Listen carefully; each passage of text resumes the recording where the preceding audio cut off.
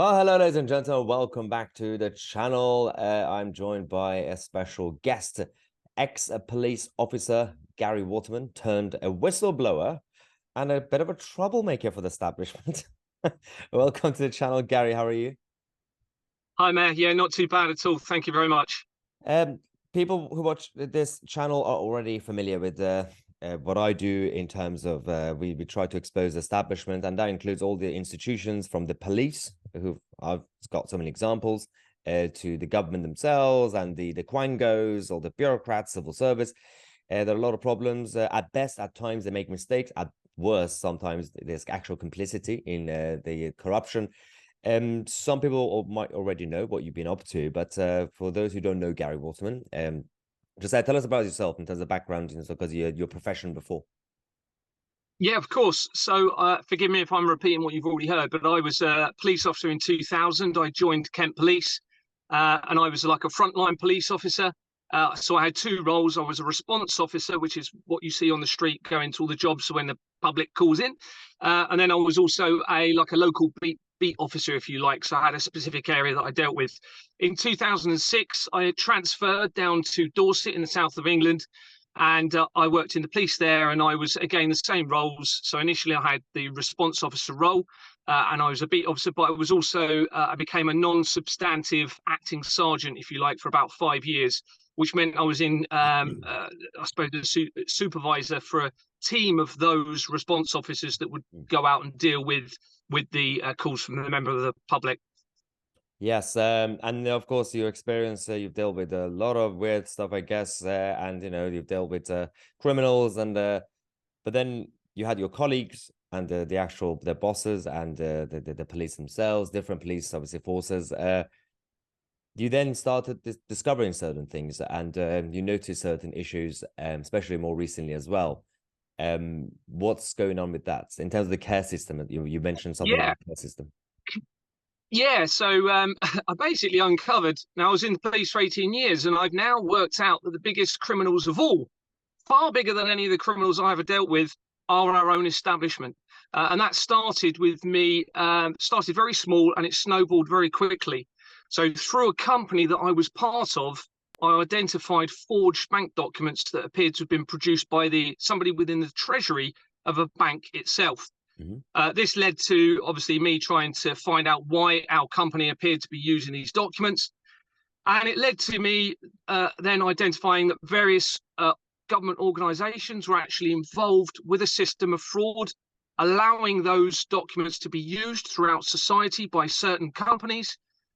And then it eventually led to, I mean, this has been going on since 2022. Eventually, it led to what the real problem is, which is where our government has been allowing the forgery of the Companies House registration system against incorporation documents. So what that means is when a company, limited PLC or LLP company, incorporates and registers, it can't trade until it has registered with Companies House.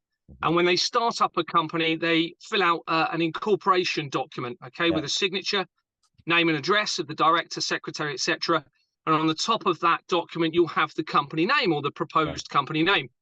And these documents get attached to the register. But it is now very, very clear. I mean, it's black and white fraud. They have literally been forging the register, putting a different company name against the document, even though that document is attached to that very same register. So they've been looking at that document and deliberately putting a different company name against the register, which is fraud. And it's fraud because under the 2000 Fraud Act, 2006 Fraud Act, if you falsify a legal document or a public register and it creates a risk of a loss to a victim, a financial loss, or a risk of an unlawful gain to those involved, then the crime is complete. Now, it creates a risk. Okay, if you have any questions, let me know. Yeah. It creates a risk because where those companies or corporate organizations have been registered through the forgery, they shouldn't have been able to trade, but they've continued to trade. They've been allowed to continue to trade. Now, that means there is no legal liability or accountability at all against those incorporations because they're not even lawful.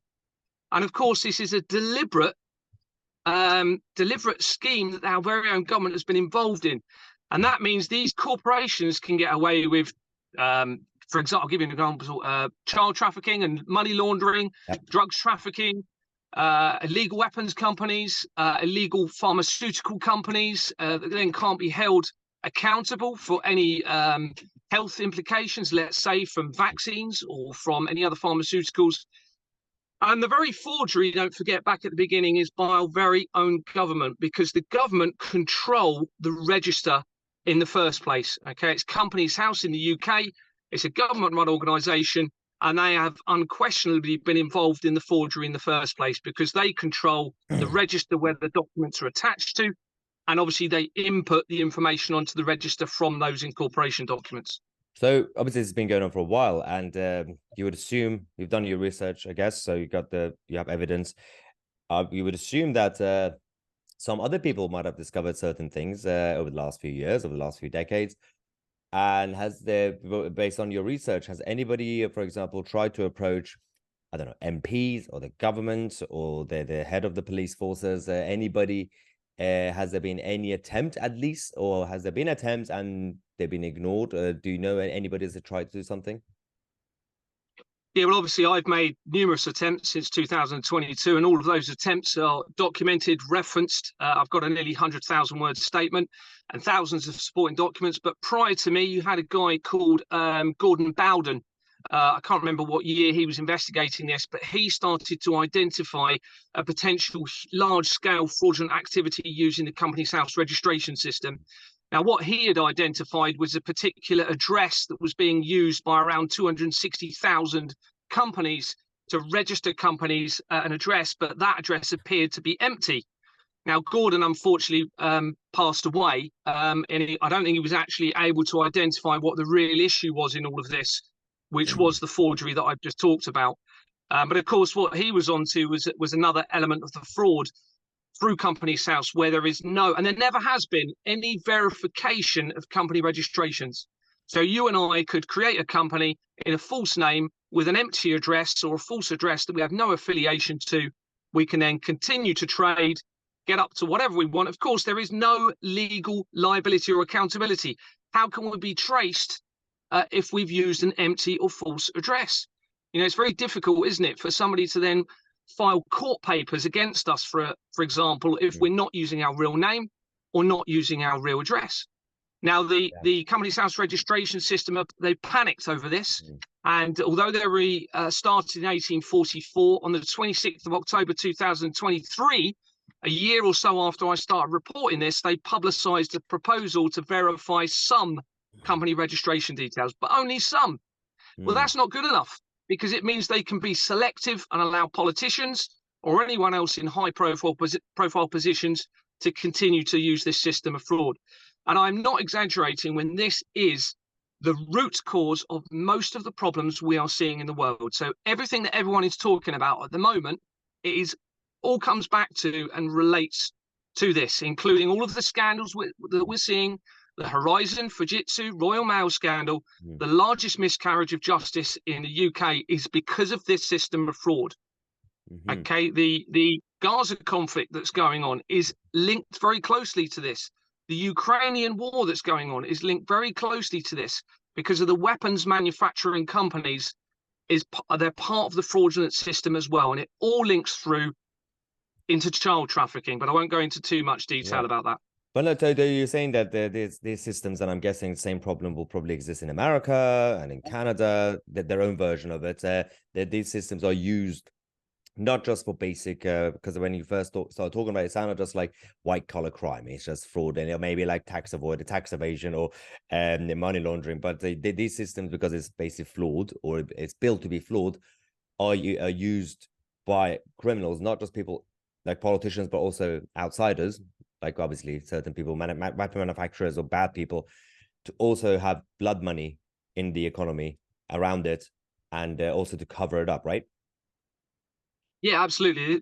This is a worldwide problem. Absolutely. You're absolutely right. It's huge. It's not just the UK at all. And like you've said, as soon as you have no liability and accountability through the forgery in the first place, anyone can do whatever they want with these corporations. They can't be legally held accountable and liable. And that includes, like you just said, criminals, dictators, and anyone around the world that has very nefarious motives, shall we say, in what they're doing. Yeah. Well, we know that the state of Qatar, there's a lot of blood Arab money, obviously in the city of London and in universities and many others as well. So that's already been exposed anyway, but so it could be linked to all these the networks. But yeah, obviously we have talked about you on this channel a couple of weeks ago about a specific case as well, because I'm guessing it's linked to the fraud part of it in terms of cover-ups, some issues with the care system, and a specific child, I believe, a girl, right? What's going on with that? Because the video we showed to people on the channel was you on the phone to the police reporting it, because you've been trying to report it through the normal route. That didn't work, so you called 999, the emergency number, and they didn't really do much. So what's the summary on that? Yeah, well, firstly, thank you very much for showing that on your channel. I did see that. If I go back to when I started to identify the real issue of the fraud, I found very, very quickly that it linked through to some very well-known individuals that have been in the headlines. I can name some of them if you'd like, but the links were very quickly there to people that have been identified as being involved in child trafficking, shall we say, and concerns regarding young people. And I publicised this, and one of the very first people that contacted me after I gave out an email was the family of the child that you're just referring to. And I don't believe it was any coincidence, because as soon as I spoke to the family and looked into that child and was given names of people within organisations around that child that included an ongoing court case, I then investigated all of those individuals and those organisations, looking at Companies House, and lo and behold, almost every single one of them linked back through Companies House into the system of fraud and the child trafficking. So there were very quick links there to the people that I've just made reference to. But very concerningly, with the same area where this happened, there were connections to my company, right, okay, where I'd already identified what I've told you about. But also there was a parliamentary group that had been set up by the MP for that area where this child is. And that parliamentary group, lo and behold, it linked to Ghislaine Maxwell as being a former director as well. Wow. Then by chance, I happened to have an interview with somebody, and they said, Gary, you need to look into, or have you heard of the child concerns in relation to the Isle of Jersey? So lo and behold, I looked at the Isle of Jersey, and there was an article in relation to very serious nefarious activities with children. And I looked into the article, investigated the senior police officers, or two of the senior police officers that were involved in that investigation, and two politicians that were mentioned on that article. And lo and behold, they linked back in very, very quickly through to the international child trafficking research, through to Madeleine McCann, to Nicola Bulley, and some of the top politicians as well, with all of the same names and companies that we've mentioned linked from those individuals that we're aware of, and the companies from them linking back to the same individuals very quickly. So obviously this sounds like serious allegations, and obviously some people watching like, this is just crazy stuff. But obviously, if certain stuff is happening, and you've been talking about it for a while now publicly, have you noticed any pressure? Have you been into trouble, or so are you just being ignored by the establishment? What's going on? Yeah, I mean, I'm being ignored, but only because they realise, we're on to what the real problem is here. And I've been, you mentioned earlier, contact with MPs. Well, I've been emailing over about 650 MPs repeatedly. I've been having no contact. The last email I sent to them, I had one response. And the only response was from an MP who completely undermined our own government in relation to the supply of weapons to Israel and the conflicts of Gaza.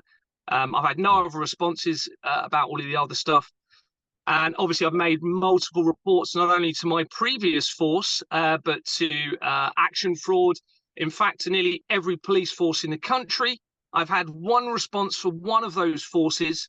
And all it was something along the lines of, I'm really sorry, we can't help with fraud that involves tax, because this all relates to the taxation system. So it's very, very clear that I've hit the nail on the head, and they are very, very worried about this. And in fact, I believe that their backs are seriously in the corner. because there's nowhere else they can go to explain this. It's a very clear, and I'll come back to what I said to you earlier. You've got the document attached to the register. The company name doesn't match. There's not really a lot you can do to explain that. They did try a few months ago. I saw, luckily, I mean, I'm in touch with so many people, as you can imagine, right around the world now. I'm in touch with politicians, new politicians coming through the system. I've already mentioned that one politician obviously wanted to let me know about that concern with the weapons supply. But it's very, very clear. It's a falsification of the register against the incorporation document. But they did try and cover it up a few months ago with an article that was sent to me that went out on a business website saying all banks need to be on high alert because somebody has hacked the entire company's house registration system and attached the documents to the registers. Well, I know full well that's not true because I've got all of the evidence proving that's not the case. Right. Well, so what's the next step? Like to kind of a final question. What's your efforts now? What are you going to do? You're just going to give up, or you're going to speak out, or you're going to talk to more people, or? So my concerns have switched, and I suppose I've had to adapt because it's escalated quite quickly, and I've had to become quite dynamic in what I do. And that's because not only did I identify the concerns with the child concerns, but it also linked in to directed energy weapons systems, which I actually think are now the major threat, which I can go into and explain why I think that. But I'm now more concerned about that as an immediate risk to the general public.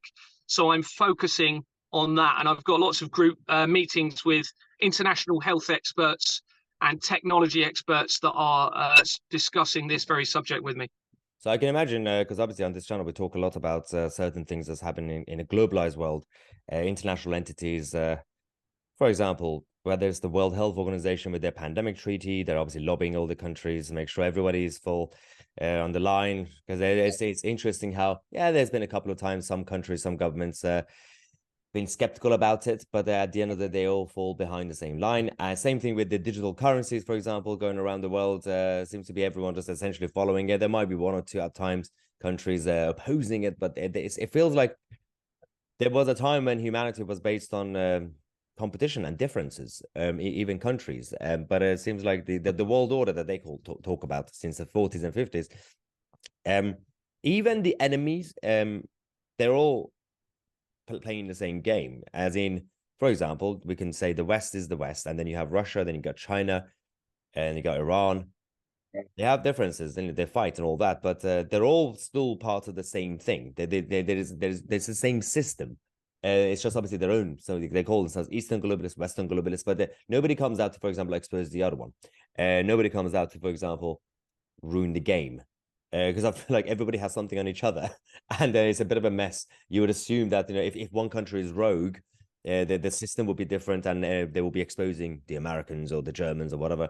I think this is one of the things that we have to keep an eye on, of course. And I feel like it's one of those things that should be in the category of the big mysteries of the world right now, that might not be completely uncovered, or when if it does, then the whole thing will collapse, right? It's not good. Yeah. I mean, I think what we're seeing, and what certainly what mainstream media is showing us, is all a theatre and a show. I mean, I've got significant evidence that suggests all of those nations that you've discussed, have just mentioned, are actually working collaboratively together. Yeah. To defraud the general, to defraud the general public through the taxation system in relation to this. I've got the evidence that I don't know how much you're happy for me to say, but I've got evidence linking various nations that we suggest are in, or being led to believe are in conflicts, are actually working together with these directed energy weapons companies. Not only that they link to my company that I've just told you about extremely quickly because of the connection to the intelligence services. Yes, I mean, I think this is the thing. I mean, the Hunter Biden story, the connections were in Ukraine and in Russia. You would assume it would be just in one of them, not both. It makes no sense because they're on the opposite side.